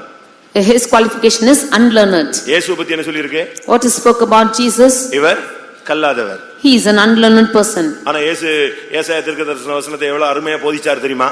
But you know how that he spoke about the book of Isaiah? Pentecost நாள்ல பேதுரு பிரசங்கம் பண்ணாரு. ஒரே பிரசங்கம் தான், ஷார்ட் அண்ட் ஸ்வீட்டா ஒரு மெசேஜ் கொடுத்தாரு. உடனே எத்தனாயிரம் பேர் ரட்சிக்கப்படுறாங்க பாத்தீங்களா? On the day of Pentecost, when Saint Peter preached a very short message, how many people were saved? இந்த வசனம் ஒரு மனுஷனை பேதையா இருந்தாலும் அவனை உணர்வுள்ளவனாய் ஞானியாக மாற்றி விடக்கூடியது. This word is making a man sensible and making him wise above all people. அவனை ஞானம் உள்ளவனாய் உருவாக்கக்கூடியது இந்த வசனம். It is making him full of understanding. அடுத்ததாக Nextly, இந்த வசனம் ஒரு மனிதனை குணமாக்குகிறது. this verse is healing a person. சங்கீதம் 107ல 20ஆம் வசனத்தை பார்க்கும் பொழுது Psalm 107 verse 20. அவர் தமது வசனத்தை அனுப்பி அவர்களை குணமாக்கி அவர்களை அழிவுக்கு தப்புவிக்கிறார். அந்த வசனம் அவர்களை குணமாக்குகிறது என்று சொல்லி இருக்கிறது. He sent his word and healed them. வசனத்தை நீங்க உள்ள அனுப்பும்போது அது உங்களுடைய வியாதியை சுகமாக்கிறது. When you send this word inside, then it will heal your sickness. படுக்கை எடுத்துக்கொண்டு நட, அவ்வளவுதான். அவன் படுக்கை எடுத்துக்கொண்டு நடந்துட்டான். அப்ப அந்த இந்த வார்த்தை சொல்லி அவன் படுக்கை எடுக்கிறதுக்குள்ள அவனுக்குள்ள என்ன நடந்துருச்சு? திமிர்வாதம் சுகமாயிடுச்சு. When he was asked to take his bed and walk, as soon as his verse proceeded, his sickness was healing before he could take his bed. ஐனேயாவே கிறிஸ்து உன்னை குணமாக்குகிறார், அவ்வளவுதான். அந்த மனுஷன் நிஞ்சிட்டான், எழும்பி விட்டான். Before when the Lord said that he is healing you, he was immediately healed. பாடையை தொட்டு வாலிபனே எழுந்திரு, அவ்வளவுதான். மரணத்திலிருந்து அவன் நெஞ்சாச்சு, எழும்பி உட்கார்ந்துட்டான். Holding on to that scepter, and the Lord said, you rise up and sit, he got up and sat. லாசருவே வெளியே வா, அந்த வார்த்தை அவனை எங்க கல்லறையில இருந்து எங்க இருந்துச்சு? வெளியே கொண்டு வந்து விட்டது. When he said Lazarus come out, that word made him to come out of the grave. நான் உன்னை குணமாக்குவேன் சொன்னா அது பிறகு அந்த வியாதி அங்க கிடையாது. When he says I will heal you, there is no sickness anymore. வியாதிப்பட்ட நேரத்துல இந்த வார்த்தையை நீங்க தேடிக்கொண்டே இருக்க வேண்டும். At the time of sicknesses, you should seek to this word. பலவீனமான நேரங்கள்ல அந்த பலப்படுத்தக்கூடிய வார்த்தையை நீங்க தேடிக்கிட்டே இருக்கணும். At the time of weaknesses, you should seek for the words which will strengthen you. அந்த குணமாக்கும் வார்த்தை, அந்த வல்லமை, அந்த வார்த்தை வரும் பொழுதே அதுல எது வந்துருது? வல்லமையும் சேர்ந்து வந்து விடுகிறது. When that word comes out to heal you, that power is also proceeding with it. அதனால தான் அந்த வார்த்தைக்கு அவர் அனுப்புகிற வார்த்தையில நான் வசனத்தை அனுப்பி அவர்களை என்ன செய்கிறேன்? குணமாக்குகிறேன். And he said he sent his word and healed them. இந்த வசனம் உனக்குள்ள வரணும். This verse should come into him. உன் வியாதிப்பட்ட இடத்துல இந்த வசனம் டச் பண்ணணும். This verse should come and touch your sickness. உன் ஆத்மாவுக்குள்ள இந்த வசனம் வரணும். This verse should come into your soul. உன்னுடைய ஆவிக்குள்ள இந்த வசனம் வரணும். This word should come into your spirit. உன்னுடைய சரீரத்தின் ஒவ்வொரு அவயவங்களிலும் இந்த வசனத்தினுடைய ஆளுகை உண்டாக வேண்டும். This word should come and reign every part of your body. அந்த வசனம் வந்துருச்சுன்னு சொன்னா அவனை குணமாக்கிடுறார். If that word comes into you, he will heal. நீங்க இந்த வசனத்தை நீங்கள் பற்றி கொண்டீர்களா? Did you cling on to this verse? எப்பமாவது இந்த வசனத்தை பெற்று கொண்டீர்களா? Have you got this verse at any time? வியாதி நேரத்துல நீங்க தேட வேண்டியது தேவனுடைய வசனத்தை தான் தேடிட்டே இருக்கணும். At the time of sickness, you should only seek for the word of God. அந்த வசனம் உங்களை நோக்கி வந்துருச்சுன்னா வசனத்தை அனுப்பி அவர்களை என்ன செய்கிறார்? அவர் குணமாக்குகிறார். If this word comes into you, then he will send his word and heal them. ஒரு ஊழியக்காரனை அனுப்பும்போது அவன் வந்து உனக்கு ஜெபம் பண்ணுவான். A servant of God will come and pray for you. ஆனா அதே நேரத்துல ஒரு வசனத்தை அனுப்பினால் அது உன்னையே என்ன செஞ்சிடும்? குணமாக்கி விட்டுவிடும். But at the same time, when he sends his word, that word itself will heal you. ஒரு வார்த்தையை அனுப்பி விட்டா போதும், அது அவனை சுகமாக்கி விடும். If he sends one word, it will surely heal him. இப்ப நீங்க எங்கேயோ இருக்கிற பிள்ளைக்கு நீங்க இங்க இருந்து மணி ஆர்டர் அனுப்புறீங்க. You are sending your money order to a child which is far off. அது அவனுக்கு போய் சேர்ந்த உடனே அவன் ஃபீஸ் கட்டறான், படிக்கிறான், சாப்பிடுறான், ஏதோ ஒண்ணுக்கு அது என்ன செய்யுது? யூஸ் ஆகுது. இங்க இருந்து அது போகுது. அதே போல பரத்திலிருந்து ஒரு வார்த்தை ஒரு மனிதனை மரித்தோரிலிருந்து எழுப்பும், வியாதியையும் சுகமாக்கும். Like the man who is sending his money from here, as his son is being eating and drinking, and as he is being fed in a far off place, even so the word which is sent from heaven is able to make us quicken from our resurrected bodies. நம்முடைய வசனத்தை அனுப்பி அவனை குணமாக்கி அவர்களை அழிவிலிருந்து அவர் தப்புவிக்கிறார். He is sending his word and healing them and delivering them from destructions. நான் உன்னை காப்பேன், அந்த ஒரு வார்த்தை போதும், எந்த அழிவும் உன்னை என்ன செய்யாது? கிட்டே வராது. His word which says that I will preserve you, no harm will come to you. கப்பல் தடுமாறி கொண்டிருந்தது. The ship was faltering. பயங்கர புயல்ல சிக்கிக் கொண்டது. It was caught in a strong storm. 14 நாள் சூரியனையோ சந்திரனையோ நட்சத்திரத்தையோ அவங்களை பார்க்க முடியவில்லை. 14 days they were not able to see the suns, moon or stars. 14 நாள் அவங்க யாரும் ஒண்ணு கூட சாப்பிடவே இல்லை. 14 days they did not eat anything. இதுக்கு மத்தியில In the midst of this, நீ ராயனுக்கு முன்பாக போய் நிற்பாய்ன்னு ஒரு வார்த்தை கிடைச்சது.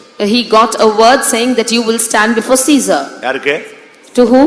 இந்த கப்பல்ல சிக்கி கொண்டிருக்கிற பவுலுக்கு கிடைச்ச வார்த்தை, நான் உன்னை ராயனுக்கு முன்பாக கொண்டு போய் என்ன செய்வேன்? நிறுத்துவேன். And to Paul who was in this shipwreck, he got the words that I will make you to stand before Caesar. இப்ப நின்னுட்டு இருக்குது எங்க? Now why he is standing? தடுமாறும் ஒரு மூழ்க போகிற ஒரு கப்பல்ல நின்னுட்டு இருக்கிற மனுஷனுக்கு நான் உன்னைய கொண்டு போய் ராஜ்யத்துல ரோமாபுரியில கொண்டு போய் உன்னைய ராயனுக்கு முன்பாக என்ன செய்வேன்? நிறுத்துவேன். In the ship that is beginning to sunk, he is being promised that he will be made to stand before the Caesar. அவன் உட்கார்ந்து எல்லாரும் முன்னாலயும் சாப்பிட ஆரம்பித்தான். Then he began to eat. அவன் சொன்னான், நான் சாப்பிடுறேன், நீங்க எல்லாரும் சாப்பிடுங்க, கர்த்தர் என்கிட்ட சொல்லிட்டாரு உன்னை ராயனுக்கு முன்னால கொண்டு போயின்னு. நிச்சயமா அவர் என்ன செய்வார், நான் சேவிக்கிற ஆண்டவர் அதை என்ன செய்வார், எனக்கு செய்வார்.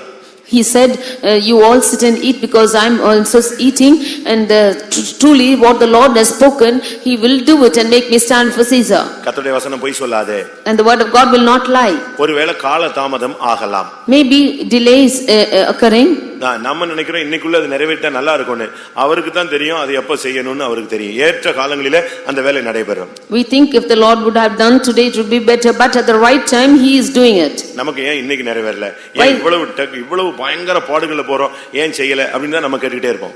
We are thinking as to why the Lord is not doing today. We are going through a lot of sufferings.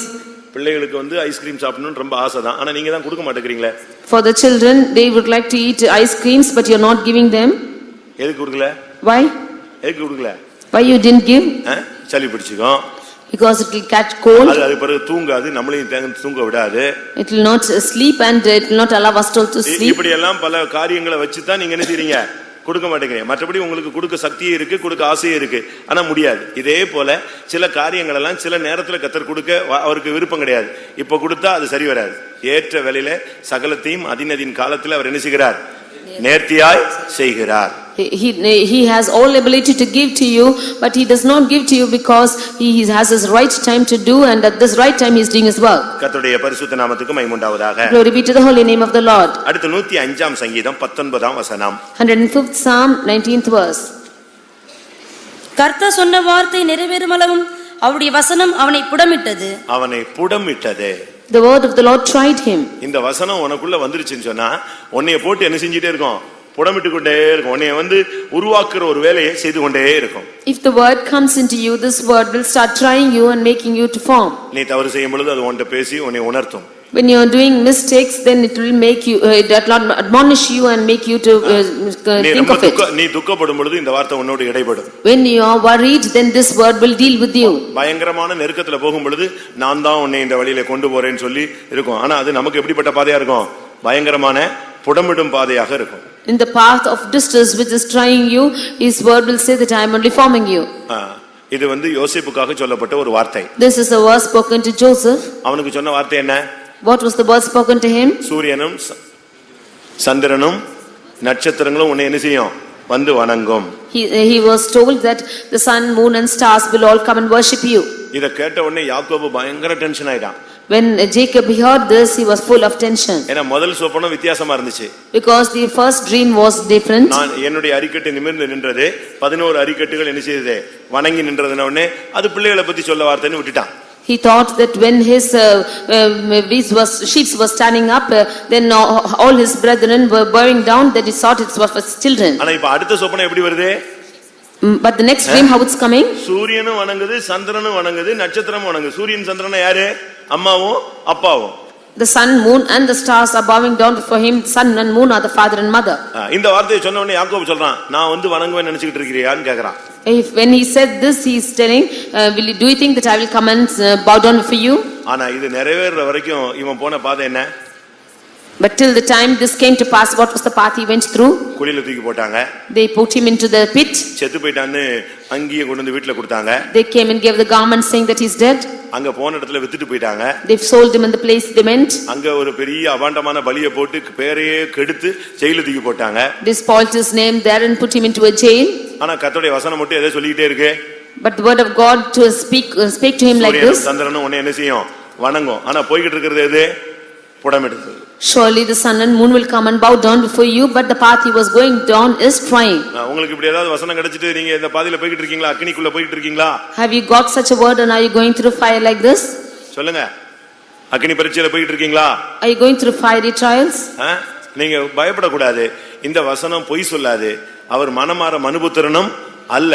நிச்சயமா உனக்கு ஒரு வார்த்தை சொன்னார்னா அது நிச்சயமா நிறைவேற்றுவார். You should not fear, because if he should tell a word, then definitely it will come to pass. அது நீங்க மறந்துடவே கூடாது. You should never forget it. தூத்துக்குடியில ஒரு அம்மாவுக்கு ஒரு பையன் பிறந்தான். For a woman in Tuticorin, the Zion was born. அவன் பிறக்கும்போது ஆண்டவரே இவன் எப்படி இருப்பான்னு அவங்க ஜெபிச்சாங்க. At that time of his birth, he asked him how he will be. ராஜாக்களை கணக்கு கேட்கிறவனாக நான் இவனை வைப்பேன்னு சொன்னார். The Lord said that I will make him to ask account of the kings. அந்த பிள்ளை பிறக்கும்போது சொன்ன வார்த்தை என்ன? ராஜாக்களை கணக்கு கேட்கிறவனாக வைப்பேன். At the time of his birth, the promise was that I will make him to ask account of the kings. இவன் பிறக்கும்போது ராஜாக்கள்லாம் அந்த இந்தியால மாறி இந்தியா எப்படி மாறிடுச்சு? ஜனநாயக நாடா மாறி போயிடுச்சு. At the time of his birth, in India itself, the kings were all changed. அப்படிதானே? எல்லா ஜமீன்கள் போயிருச்சு, ராஜாக்கள் சிற்றரசர்கள் எல்லாரும் போயிட்டா, எல்லாம் இப்ப இந்த மாகாணங்களாக பிரிக்கப்பட்டு மாநிலங்களாக உருவாயிருச்சு. All the kingdoms were changed and the kings were all gone and it was changed into states. ஆனாலும் இவங்க மனசுல அதை வச்சுக்கிட்டாங்க. But she kept in her mind. அதுக்கு பிறகு அந்த பையன் படிச்சு வளர்ந்து ஒரு பெரிய கவர்மெண்ட் இதுல கணக்கு பார்க்கிற ஒரு கம்பெனில சேர்ந்தான். Then this son was growing and he learnt and he became big and he joined a company which should see accounts. கவர்மெண்ட்ல ஒரு பெரிய ஆபீசரா அவர் வந்து ஜாயின் பண்ணாரு. He joined in as a big officer in the government. ஒரு நாள் என்ன நடந்துச்சு தெரியுமா? One day what happened was, திடீர்னு தமிழ்நாட்டுல இருந்து அவரை டெல்லியில இருந்து அவரை போஸ்ட் பண்றாங்க. தமிழ்நாட்டுல இருக்கிற ஆளை நீ மைசூர் மகாராஜாவுடைய அரண்மனையை போய் ஃபுல்லா செக் பண்ணி கணக்கு எடுத்துட்டு வான்னு சொல்லி அனுப்புறாங்க. Suddenly he was sent from Delhi to Tamil Nadu to go and check out the Maharaja Palace in Mysore. Mysore மகாராஜாவுடைய அந்த இதெல்லாம் இருந்து அந்த சொத்துக்கள்லாம் அப்படி கிடக்கு. அவங்களுடைய வாரிசுல கொஞ்சம் போனவங்க வந்தவெல்லாம் கொஞ்சம் ஒரு மாதிரி இணைஞ்சிட்டு இருக்கான், ஏதோ பண்ணிட்டு இருக்கான். அதனால கவர்மெண்ட் என்ன சொல்லுது, போய் மொத்த சொத்தை என்ன செய்ய கணக்கு கிளியர் பண்ணிட்டு வான்னு சொல்லி அனுப்புது. The Mysore Maharaja Palace was left desolate and all the property was left behind and others were using it, so the government asked him to go and check out about the property. பிறக்கும்போது கர்த்தர் என்ன சொன்னாரு? What was spoken by God when it is birth? உங்க பிள்ளை பிறக்கும்போது இப்படி சொன்னாரா? Did the Lord speak to you when your child was born like this? சொல்றாரா? Does he speak to you? நீங்க அப்படிலாம் ஒண்ணுமே யோசிக்கிறது இல்ல. You never think like that. ரெபெக்காளுடைய வயிற்றுல இந்த பிள்ளைகள் மோதி கொண்டிருக்கும் பொழுது என்னமாய் முடியுமோ என்று போய் கேட்டாலாம். கர்த்தர் என்ன சொன்னாரு? மூத்தவன் இளையவனை சேவிப்பான். When Rebekah's sons were struggling in her womb, she asked of the Lord what will happen to them, what will be the end of it. Then the Lord said that the elders shall serve the younger. நம்ம பிள்ளை பிறக்கும்போது pastor சுகப்பிரசவத்துக்காக ஜெபிச்சுக்கோங்க, இல்லாட்டா ஆபரேஷனுக்காக ஜெபிச்சுக்கோங்க. When we go for delivery, we say, Pastor, pray for a safe delivery or for an operation. இல்லனா எனக்கு பொம்பளை பிள்ளை பிறக்கணும்னு ஒரு group ஜெபிக்குது, எனக்கு ஆம்பளை பையன் தான் வேணும்னு ஒரு group ஜெபிக்குது. One group is praying that they might get a girl child, on the other group for a male child. இவன் வருங்காலத்துல ஊழியத்துக்கு வரணும், கர்த்தர் இந்த பிள்ளை குறித்து என்ன நோக்கம் வச்சிருக்கிறாரு, அந்த மென்டாலிட்டி அதெல்லாம் நமக்கு இல்ல. When our child is growing, he should come for the ministry. Such mentality is not found in us. நீங்க யோசிச்சு பாருங்க, உங்களுடைய பிள்ளைகளை குறித்து கர்த்தர் என்ன இடைப்பட்டிருக்கிறாருன்னு யோசிச்சு பாருங்க. Just you think and see what the Lord has dealt with you about your children. யோசேப்பை கர்த்தருடைய வசனம் புடமிட்டது. The Joseph, the word of God tried him. அந்த புடமிடுதல் அவனை சிங்காசனத்துக்கு கொண்டு போய் நிறுத்தினது. And that word took him to the throne. கர்த்தருடைய வசனம் உன்னோடு போராடிக்கிட்டே இருக்கணும். நீ தடுமாறும்போது இல்ல நீ பின்வாங்கும்போது நீ சோர்ந்து போகும்போது அது உடனே உன்னை புடமிட்டு நான் உன்னை அழைச்சேன், நான் உன்னை கொண்டு போவேன், உன்னோடு அது இடைப்பட்டு கொண்டே இருக்கணும். உன்னை அக்னி பரீட்சைகள் கூடாக அது கொண்டு போய் உன்னை பாதுகாக்க வேண்டும். The word of God has to keep on trying you and it should always keep speaking to you that he is with you and saving you, and it should, and in the midst of trials it will take you to shore. சிலருக்குலாம் சில வசனங்கள் சொல்லப்பட்டு எத்தனையோ வருஷம் ஆச்சு, அந்த வசனத்தை நம்பி அவங்க ஜெபிச்சுக்கிட்டே இருக்காங்க, வருஷங்கள் நெஞ்சிக்கிட்டே இருக்கு, போய்கிட்டே இருக்கு, பயங்கர பாடுகள். இதுதான் யோசேப்பினுடைய புடமிடுதலுடைய பாதை. For some of them there is the word spoken and because of this word they have a lot of trying, the path is trying them. This is the path given to Joseph. நீங்க என்ன யோசிக்கிறீங்க? What do you think of this? ஒரு வீட்ல ஒரு மருமகன் தாறுமாறாக போக ஆரம்பித்தான். One son-in-law, he went in a different path. அந்த மாமியாருக்கு ரொம்ப துக்கமா இருந்தது. That mother-in-law was very sad. தான் மகளை விட்டுட்டு அவன் போயிட்டான், இன்னொரு பொண்ணோட ஓடி போயிட்டான். He went with another girl leaving her daughter. எப்படி இருக்கும்? How it would be? இவங்க உப்புல முழங்கால் போட்டாங்களாம். She began to kneel down on the salt. நீங்க எனக்கு பதில் கொடுக்கிற வரைக்கும், அவன் திரும்பி வர வரைக்கும் நீங்க என்ன சொல்றீங்க, தேவ சித்தம் என்னன்னு சொல்லிட்டு முழங்கால் நின்னாங்க. Until he comes back, I will kneel down like this and ask as to what your will is. அந்த உப்பு கல்லு இவங்க வெயிட்ட தாங்க முடியாம எங்க வந்துருச்சு? முழங்காலுக்குள்ள சதைக்குள்ள ஏறிடுச்சு, அந்த அளவு முழங்கால நின்னாங்க. That salt, it just entered into her knees, to that extent she stood on her knees. கர்த்தர் சொன்னாரா, நான் அவனை கொண்டு வருவேன், அவளை விட்டுட்டு இவன் ஓடி வருவான்னு சொன்னார். The Lord said that I will bring her back and he will flee away from that girl. அதுக்கு பிறகுதான் இவங்க முழங்கால விட்டு நின்னாங்க, எழும்பினாங்க. Only then she rose up from her knees. அது உள்ள போய் சீல் வச்சு கொஞ்ச நாள் நடக்க முடியாம முழங்கால் போட முடியாம கஷ்டப்பட்டாங்க. ஆனா அதுக்குள்ள யார் வந்துட்டா, ஓடி போனால் திரும்பி வீடு வந்து சேர்ந்துட்டான். For some days she was suffering with that injury in her leg, and before that it was healed. That man, son-in-law came back. வசனத்தை நீ பிடிக்கணும். You should hold on to the word. ஒரு பிரச்சனைன்னு சொன்னா அதுக்குரிய வார்த்தையை நீ தேவன்கிட்ட இருந்து கேட்கணும். If there's a problem, then you should ask the word from the Lord. சும்மா போயிட்டு சோத்திரம் ஆண்டவரே எனக்கு ரொம்ப கஷ்டமா இருக்குன்னு ஒரு 1/4 மணி நேரம் அழுதுட்டு என்ன ஆத்துமாவே போட்டு போனேன்னா ஒண்ணும் நடக்காது. ஏன்னா அது உனக்கு ரிசல்ட்டே வரல. கர்த்தரத்துல இருந்து ஒரு வார்த்தை வந்தாதான் உனக்கு மீட்பு. If you go and pray, kneel down and pray with tears for 15 minutes and say praise the Lord and go off, then you have no reward in it, but only the word of God can bring you a reward. அது உன்னை புடமிடும், ஆனால் உன்னை சிங்காசனத்துக்கு கொண்டு போய் சேர்த்து விடும். It will try you but surely take you to the throne. ரோமர் 15ஆம் அதிகாரம் 4ஆம் வசனத்தை பார்க்கும் பொழுது, In Romans 15 chapter verse 4, இந்த வசனம் ஒரு மனிதனை ஆறுதல் படுத்துகிறது, ஒரு மனிதனை பொறுமைசாலியாய் மாற்றுகிறது. this verse is comforting a person and making him more meek. ரோமர் 15:4. 15:4. தேவ வசனத்தினாலே உண்டாகும் பொறுமையினாலும் ஆறுதலாலும், தேவ வசனத்தினால் உண்டாகும் பொறுமை, அடுத்து என்னது, ஆறுதல். Through the patience and comfort of the scriptures. உம்முடைய வேதமே எனக்கு மனமகிழ்ச்சி. Your word is my delight. என்னுடைய துக்கத்தில் உம்முடைய வேத வசனம் ஆறுதலா இல்லாவிட்டால் நான் என்ன செய்வேன், துக்கத்திலே அமிழ்ந்து போயிருப்பேன். If your word was not my joy in my grief, I would have drowned. இந்த வேத வசனத்துக்கு 2 சக்தியை அங்கே சொல்லி இருக்கிறார். We see two truths in this word of God here. ஒன்று, துக்கப்படுகிறவனுக்கு அது ஆறுதலை உண்டு பண்ணும். அடுத்து, ஒரு மனிதனை பொறுமைசாலியாக உருவாக்கும். It is giving comfort to the one who is in grief, and it is making one more patient. கர்த்தர் ஒருத்தன் பேசிட்டே இருக்கும்போது நான் உனக்கு கிரியை செய்வேன் அப்படிங்கும்போது அவன் நெஞ்சிட்டே இருக்கான். அவருக்காக வெயிட் பண்ணி பொறுமையா ஆண்டவர் எனக்கு சொல்லி இருக்கிறாரு, செய்வேன்னு சொல்லி இருக்காரு, செய்வார். இந்த எதிர்பார்ப்பு அவனுடைய ஜீவியத்துல ஒரு காத்திரத்திலையும் உண்டாகிறது, அவனுடைய ஜீவியத்துல ஒரு பொறுமையையும் உண்டாக்குகிறார். When the Lord is speaking that I will work for you, then if you are keeping on waiting, is the time that the Lord is creating this patience in him and waiting for the time that the Lord will work. யோபுனுடைய வாழ்க்கையில குறித்து நான் பார்க்கும் பொழுது யாக்கோபுல சொல்லி இருக்கிறது, நீடிய பொறுமையாக இருந்தான். In the life of Job, that the Lord, we see he was long suffering in his life. அது அவனுடைய வாழ்க்கையில நீடிய பொறுமையை அவனுக்கு கொண்டு வந்தது. It caused long suffering to bear in his life. யாக்கோபுல நாம் பார்க்கும் பொழுது 5ஆம் அதிகாரம் 11ஆம் வசனத்தை வாசியுங்கள். James 5:11. இதோ பொறுமையா இருக்கிறவர்களை பாக்கியவான்கள் என்கிறோமே, யோபின் பொறுமை குறித்து கேள்விப்பட்டிருக்கிறீர்கள், கர்த்தருடைய செயலின் முடிவையும் கண்டிருக்கிறீர்கள், கர்த்தர் மிகுந்த இரக்கம் உள்ளவராய் இருக்கிறாரே. யோபின் பொறுமை அது அவனை பாக்கியவானாய் மாற்றிவிட்டது. The patience of Job made him blessed of the Lord. என்ன வசனத்துக்காக அவன் காத்திருந்தான்? For what verse he waited? அவன் சொல்றான், என் மீட்பர் உயிரோடு இருக்கிறார். He says, my Redeemer liveth. அந்நிய கண்களிலே, என் சொந்த கண்களை அவரை காணும். Not with other eyes, but my own eyes shall see him. என்னுடைய தோல் முதலானவைகள் அழுகி போன பின்பும் நான் ஜீவனோடு இருந்து யாரை பார்ப்பேன்? என் மீட்பரை பார்ப்பேன். Although my skill will all perish, I will in my life see my Redeemer. ஆபிரகாம்கிட்ட கர்த்தர் ஒரு வார்த்தை சொன்னார்.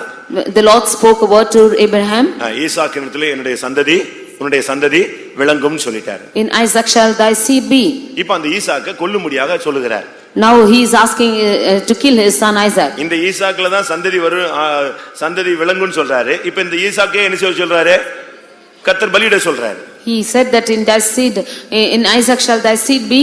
Even now the Lord is asking him to kill him. அவன் துணிஞ்சு போய் கொல்றதுக்கு கொண்டு போனான். காரணம் என்ன? கர்த்தர் சொல்லியிருக்காரு, இவனிடத்துல தான் உன்னுடைய சந்ததி விளங்குன்னு சொல்லியிருக்காரு. அப்ப நிச்சயமா இதுல ஏதோ ஒரு அற்புதம் நடக்க போகுது. அதனால தைரியமா அவன் போய்கிட்டே இருந்தான். He knew for sure that the Lord said that in him shall his seed be. Therefore he went boldly to kill him. தேவன் ஒரு வார்த்தை சொன்னா நீங்க கலங்க வேண்டிய அவசியம் இல்ல. ஆறுதல் அடைந்து பொறுமையா போயிட்டே இருக்கலாம். ஏன்னா அவர் சொன்னா நிச்சயமா என்ன செய்வார். If the Lord should promise a word, then you can boldly go ahead, because if what he said he will do. நான் உன்னை உயர்த்துவேன்னு சொல்லிட்டாருன்னா அவருக்கு உயர்த்துறதுக்கு எவ்வளவு வழி இருக்கு. நீங்க இந்த வழியில ஏன் உயர்த்தல, இந்த வழியில ஏன் உயர்த்தலன்னு ஒரு 10 பாயிண்ட் வச்சு நின்னுட்டு இருப்பீங்க. அவருக்கு 11வது பாயிண்ட் வேற ஒரு பாயிண்ட் இருக்கு.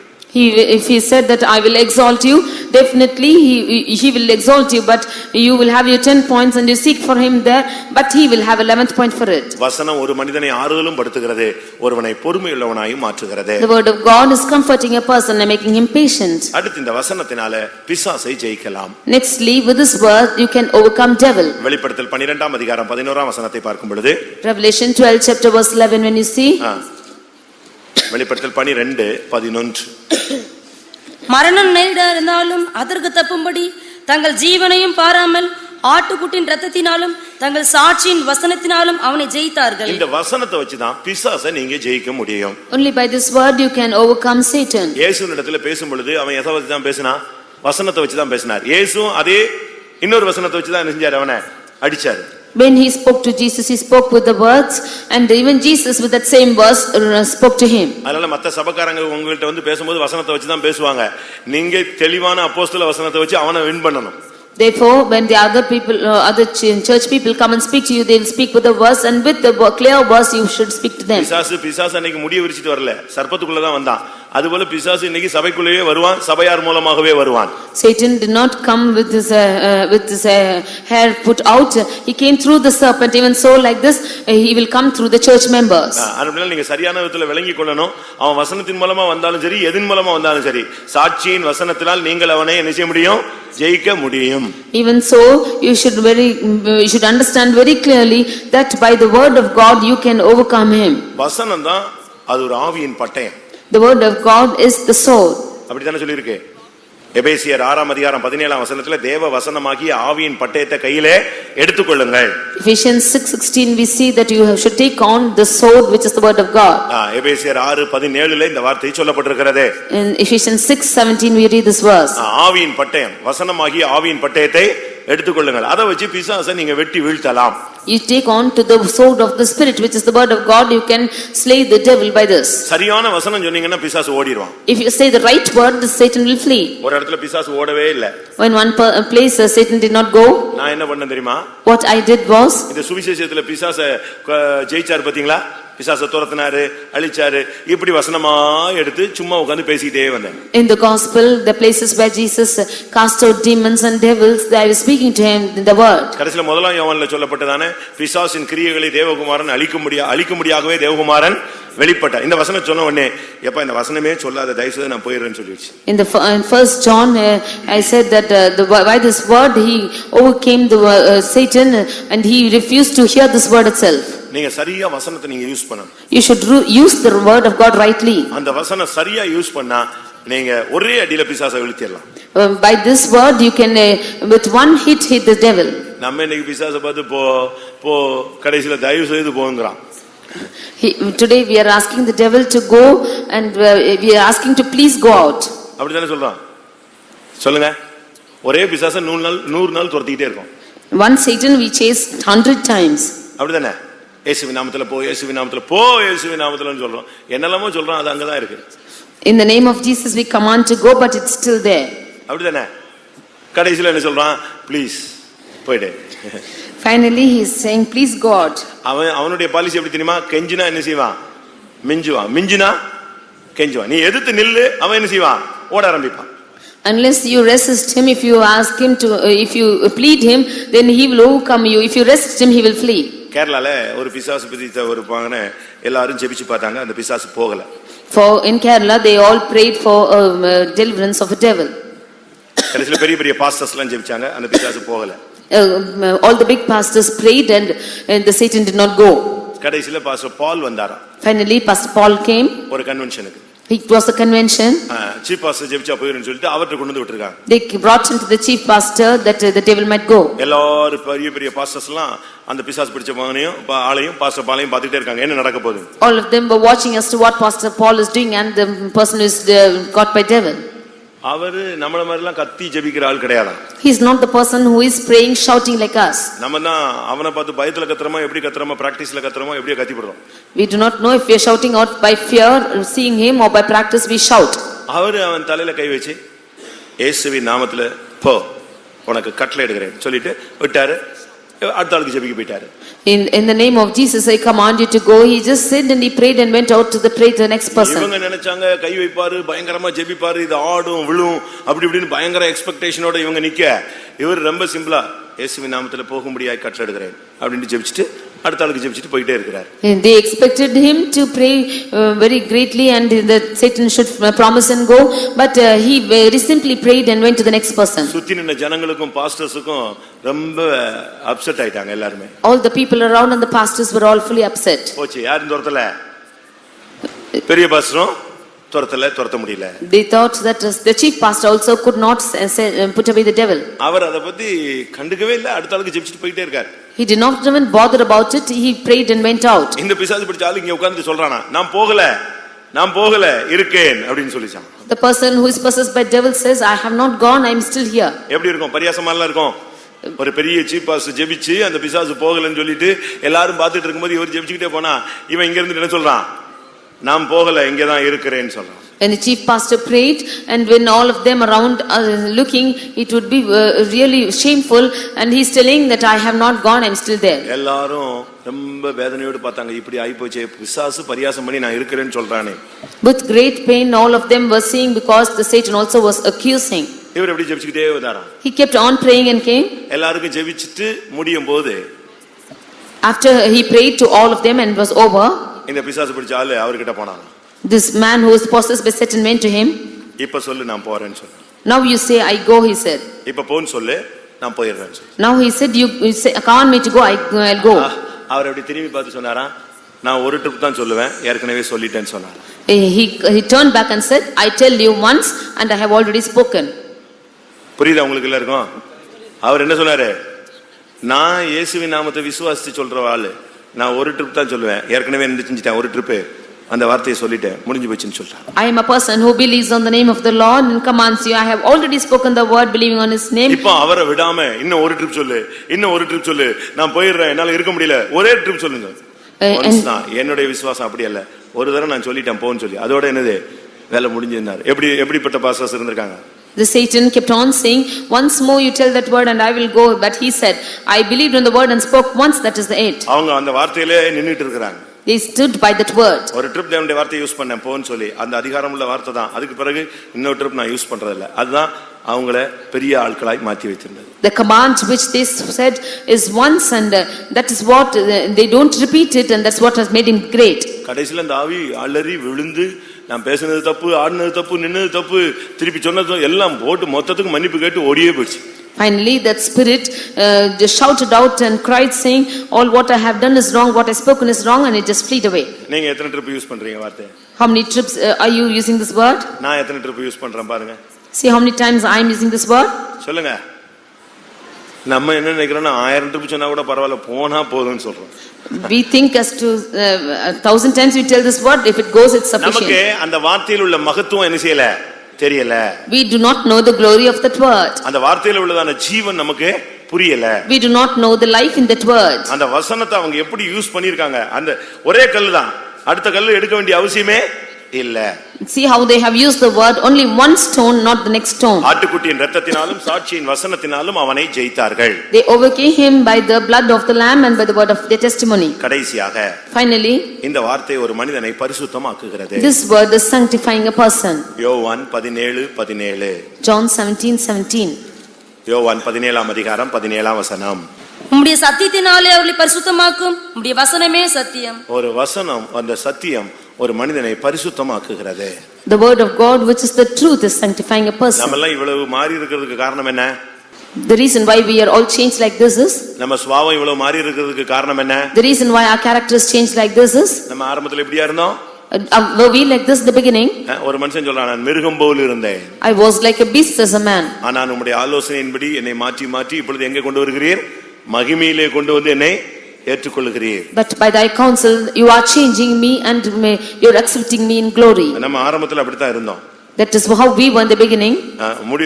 மிருகம் போல தான் நம்ம காணப்பட்டோம். We were like the beasts. 73ஆம் சங்கீதம் 73rd Psalm 22ஆம் வசனத்துல, நான் காரியம் அறியாத மூடன் உமக்கு முன்பாக மிருகம் போல இருந்தேன்.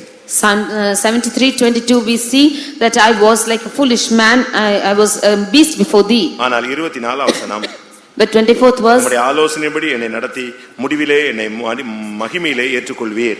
thou shalt guide me with thy counsel and afterward receive me to இந்த glory. வசனம் கொஞ்சம் கொஞ்சமாய் ஒரு மனிதனை பரிசுத்தமாக்குகிறது. This word is sanctifying a man கொஞ்சம் slowly. கொஞ்சமாய் அவனுடைய சுபாவத்தை மாற்றி மாற்றி அவனை மறுரூபப்படுத்துகிறது. Slowly it's changing his character and it is renewing him. எத்தனை பேருக்கு இந்த வசனம் தேவை?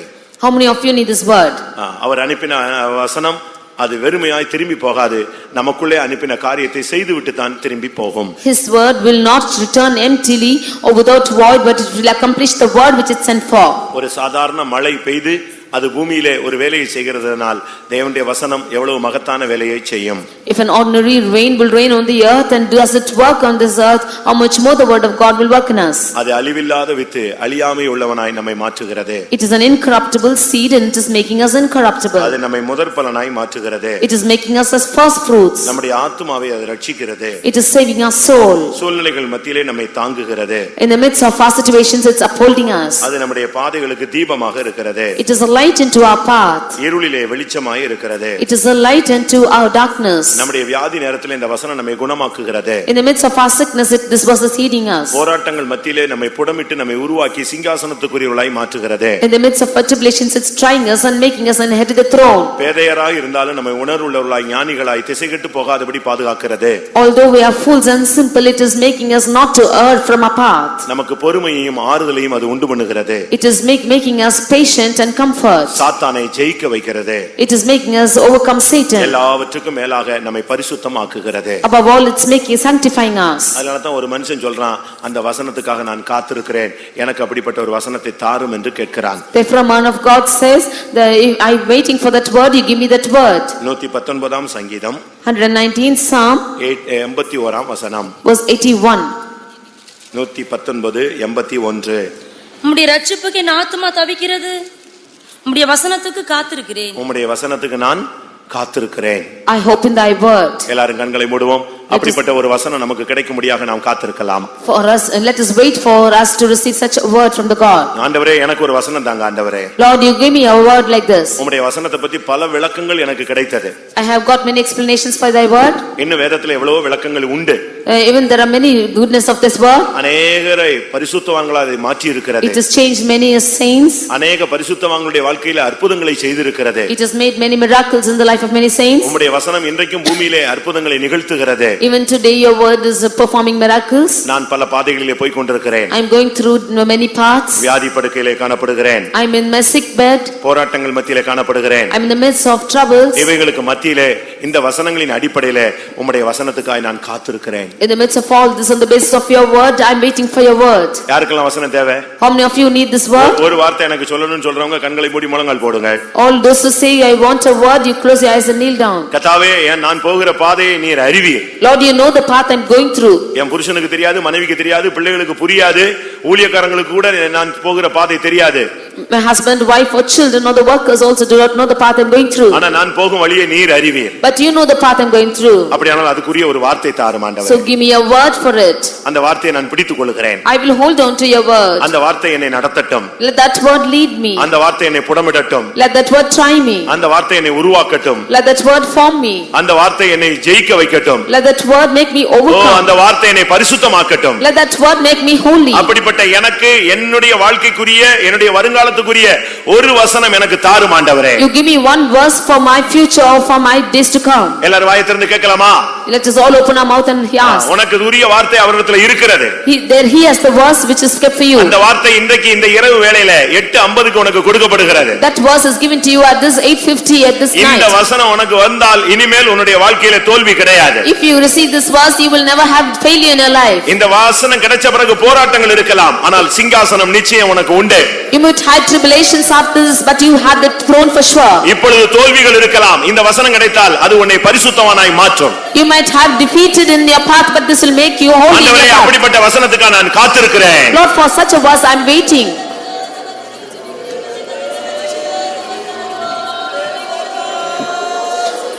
ரேபாலா கத்திடபா கத்திடா கடபா கத்திர ஒரு வார்த்தை கத்தாவே, ஒரு வார்த்தை கொடுங்க ஆண்டவரே, ஒரு வசனம் கொடுங்க தாவே. ஹல்லேலூயா.